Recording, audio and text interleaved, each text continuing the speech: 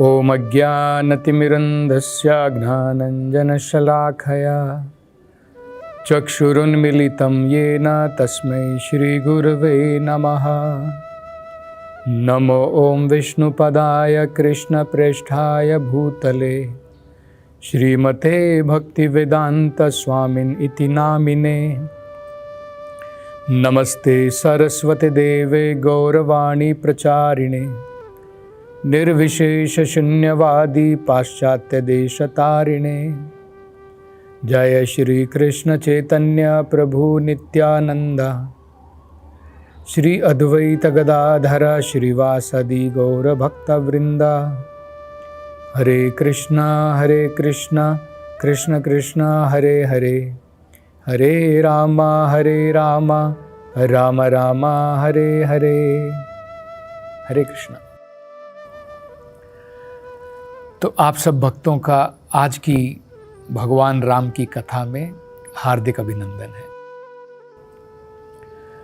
तो कल हम चर्चा कर रहे थे कि वाल्मीकि ऋषि एक महान ऋषि बनने से पहले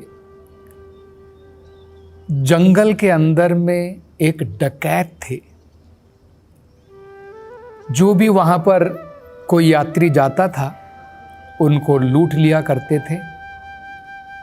लेकिन नारद मुनि जी की महान कृपा, उनकी अनुग्रह के द्वारा वाल्मीकि का सारा जीवन बदल गया। लेकिन क्योंकि उस समय में वो इतनी दुष्टतापूर्ण कार्य करते थे, जब नारद जी ने उनसे कहा कि तुम भगवान राम के नाम का जप करो, तो वाल्मीकि के मुख से भगवान का नाम भी नहीं निकल पाया। जब व्यक्ति अनेकों प्रकार के पाप कर्म करता है, वो भगवान के नाम का जप नहीं कर सकता है।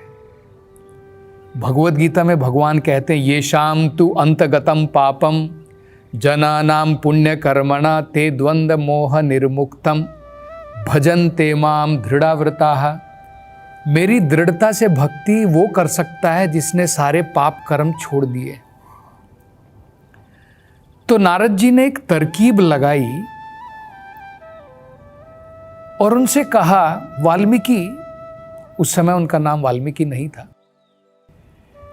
उन्होंने कहा कि तुमसे राम नाम का जप नहीं हो रहा है, तुम मरा मरा मरा मरा ये जप करो। तो वो तो उसके लिए सरल था और उसने जो है मरा मरा मरा मरा, तो आप 2-3 बार बोलेंगे तो वो शब्द क्या आता है? राम राम राम आता है। तो इस प्रकार से नारद जी के कहने पर उन्होंने 60,000 साल तक भगवान के नाम का इस प्रकार से जप किया और इसके कारण उनका हृदय पूर्ण रूप से शुद्ध हो गया। इस संसार से वे मुक्त पुरुष हो गए। तो अब नारद जी चाहते थे कि इस प्रकार की शुद्ध पवित्र अवस्था में अब वो भगवान राम की लीलाओं का वर्णन करें। तो इसलिए उन्होंने क्या कहा, एक दिन वाल्मीकि जी अपने कुछ शिष्यों के साथ में अपनी कुटिया में बैठे थे और उनको भगवान के बारे में कथाएं सुना रहे थे। तो नारद जी उस समय वहां पर उनकी कुटिया में प्रकट हुए और वहां पर प्रकट होने के बाद में इन सभी वाल्मीकि के साथ में जो उनके शिष्य थे, सब अपने स्थानों से खड़े हो गए कि देव ऋषि नारद यहाँ पर पधारे हैं, हमें उनकी सेवा करनी चाहिए। तो उनके चरण धोए, उनको आसन पर बिठाया और तब वाल्मीकि ने नारद जी से कुछ प्रश्न पूछे। तो रामायण में देखिए वो क्या कहते हैं, ये रामायण में दिया है। तो कहते हैं, तपः स्वाध्याय निरतं वाग विश्रम वरम नारदम परिप्रच्छ वाल्मीकिर्मुनि पुंगवम। मतलब वाल्मीकि जी ने अपने सभी शिष्यों के साथ में नारद जी से ये प्रश्न किया कि आप सभी वेदों के ज्ञाता हैं, आप तत्वदर्शी हैं, आपने तत्व के दर्शन किए हैं, आपने भगवान के दर्शन किए हैं, इसलिए उनके बारे में आप हमें बता सकते हैं। तो ये एक बड़ा महत्वपूर्ण अर्थ हमें समझना है कि भगवान के बारे में हमें तत्वदर्शी ही बता सकते हैं। जिन्होंने सत्य के तत्व के दर्शन किए हैं वो हमें उनके बारे में बता सकते हैं। तो यही वाल्मीकि जी कह रहे हैं कि हे नारद जी, आप तो तत्वदर्शी हैं, तो कृपा करके मेरे कुछ प्रश्न हैं, उनके आप उत्तर दीजिए। तो वो क्या प्रश्न करते हैं? बड़े सुंदर प्रश्न हैं और बड़े महत्वपूर्ण हैं। वो आप पूछने वाले हैं कि इस समय पर इस धरती के ऊपर क्या कोई व्यक्ति ऐसा है जिसके अंदर में सर्व ऐश्वर्य है, जो सभी ऐश्वर्य से पूर्ण हो? और वो सारे ऐश्वर्यों के नाम बताते हैं। क्योंकि आजकल क्या हो गया है, हम देखते हैं कलयुग के अंदर में कोई भी व्यक्ति छोटा जादू कर देता है तो लोग उसको भगवान समझ बैठते हैं। एक बार की बात है, ये प्रभुपाद जी कथा बताते हैं, एक योगी जो है हिमालय पर गया, वहाँ पर घोर तपस्या की और उसने सिद्धि की प्राप्ति की। उसने कौन सी सिद्धि की प्राप्ति की? नदी के ऊपर चलने की, पानी के ऊपर वो चल सकता था। हिमालय से वापस आने के बाद में सभी लोगों को वहां पर एकत्र किया और कहा, देखो मैं तुम्हें एक अपनी सिद्धि दर्शाता हूं कि मैं कैसे पानी के ऊपर चल करके नदी पार कर सकता हूं। तो सभी वहां पर लोग एकत्र हो गए, देखना चाहते थे कि भाई ये आदमी पानी के ऊपर कैसे चल के जाएगा और कैसे नदी को पार करेगा। तो वहां पर एक वयस्क व्यक्ति थे जो वहां पर आए और उन्होंने सभी ग्रामीण वासियों से कहा कि तुम अपना समय क्यों बर्बाद कर रहे हो?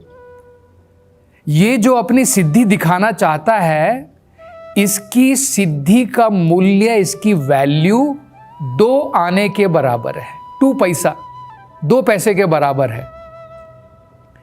तो वो योगी जो है क्रोधित हो गया। उसने कहा कि तुम क्या कह रहे हो?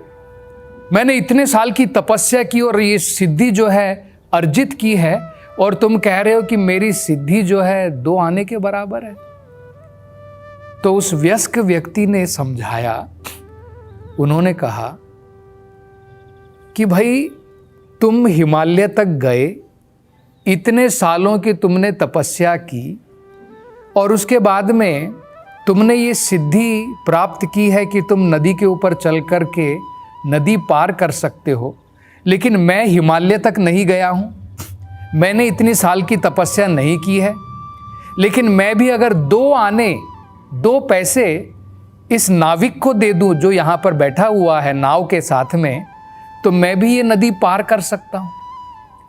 तुम अपनी सिद्धि के द्वारा इतने सालों के बाद में आपने क्या सीखा? केवल नदी को पार करना।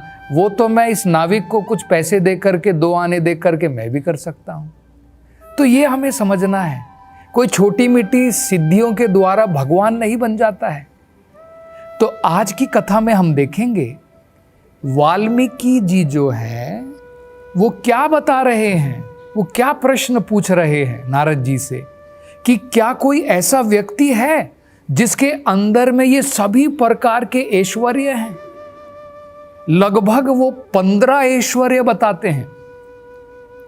तो कहते हैं कि क्या ये सारे ऐश्वर्य किसी व्यक्ति के अंदर में हैं? और उसके उत्तर में नारद जी बताते हैं, हाँ, कौशल्य के पुत्र महाराज दशरथ के पुत्र राम, उनके अंदर में यही नहीं और बहुत सारे महान गुण हैं। गुणार्णवा, वो गुणों के भंडार हैं, उनमें सभी प्रकार के अच्छे गुण हैं, वो सभी ऐश्वर्यों से पूर्ण है। तो ये बड़ा सुंदर जो है वर्णन है। संस्कृत में जो है रामायण, वाल्मीकि रामायण में लिखा है, लेकिन एक एक शब्द भी बड़ा महत्वपूर्ण है। आप संस्कृत के उन शब्दों को जो है ध्यान से सुनिए, बड़ा महत्वपूर्ण है। ये जो हैं, ये गुण होते हैं भगवान के अंदर में। तो वो कहते हैं, पूछ रहे हैं, को नवस्मिन् संप्राप्तम लोके गुणवान कश्च वीर्यवान धर्मज्ञश्च कृतज्ञश्च सत्यवाक्यो दृढ़ाव्रतः। ये पहला श्लोक उन्होंने कहा, पहला प्रश्न पूछा। क्या कह रहे हैं? को नवस्मिन् संप्राप्तम लोके। को नवस्मिन् का मतलब है इस समय में, इस समय में संपूर्ण लोक में, संप्राप्तम लोके, संपूर्ण लोक में कौन ऐसा व्यक्ति है जो गुणवान है, जिसके अंदर में सारे सर्वोत्तम गुण हैं, जो गुणों का सागर है। ऐसा कौन सा व्यक्ति है? और वो कुछ गुणों के वर्णन करते हुए बताते हैं। वीर्यवान, कौन व्यक्ति है जिसके अंदर में समस्त पूर्ण वीरता है। हम लोग कह सकते हैं कि मैं भी बहुत वीर हूं, लेकिन हमारे से भी ऊपर कोई वीर होता है, और समय के अनुसार हमारी स्ट्रेंथ, हमारा बल कम हो जाता है।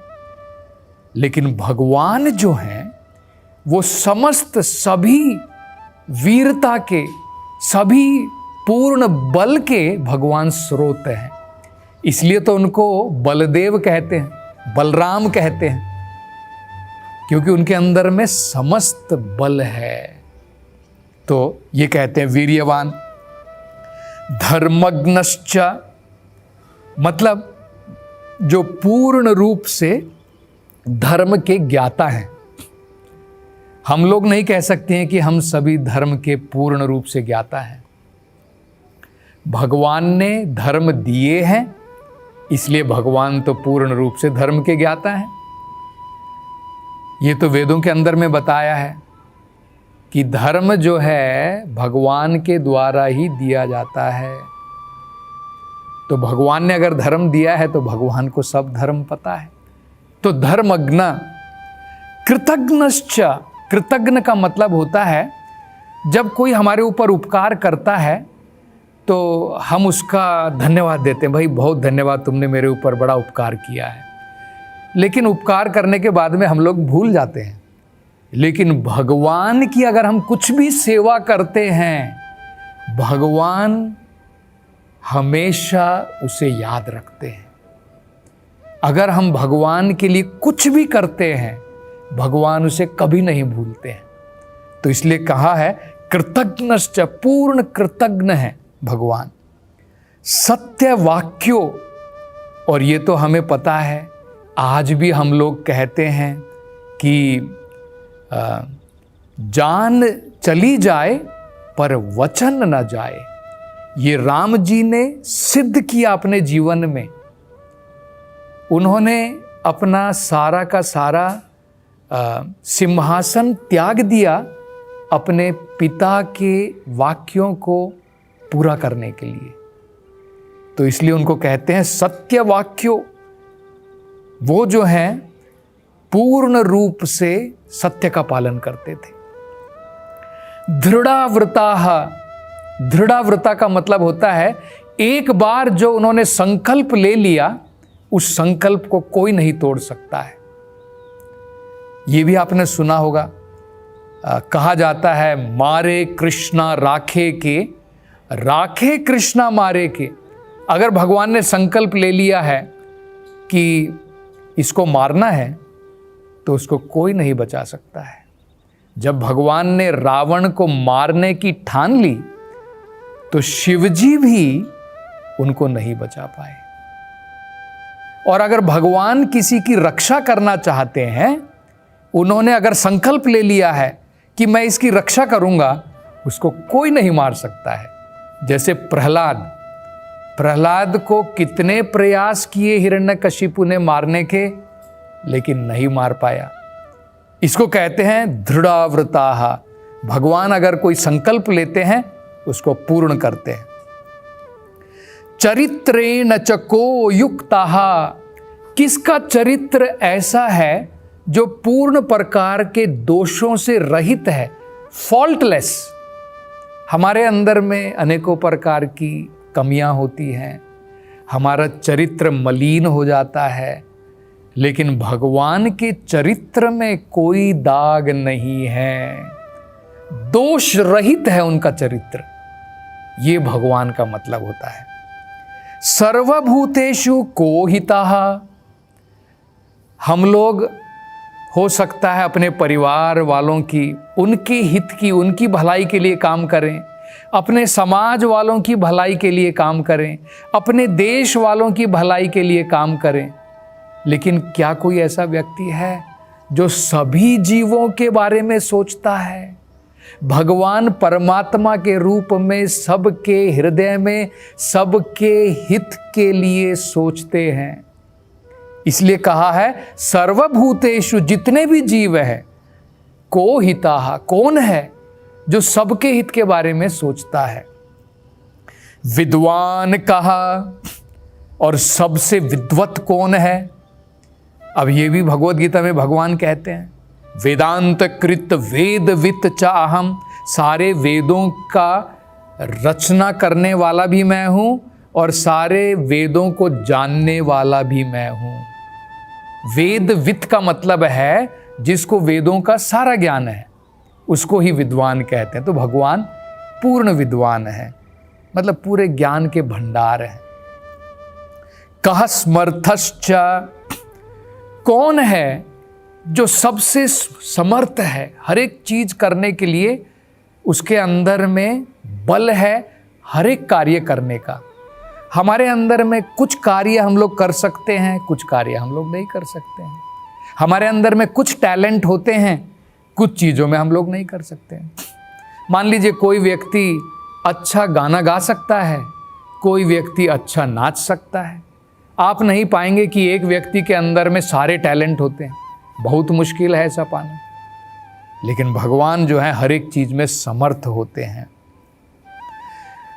कश्च कहा प्रिय दर्शनः। और कौन ऐसा है जो अत्यंत प्रिय दर्शनीय है? तो इस प्रकार से, और वो अब वाल्मीकि जो है आगे क्या पूछेंगे, इसकी चर्चा अगली कथा में करेंगे। हरे कृष्ण।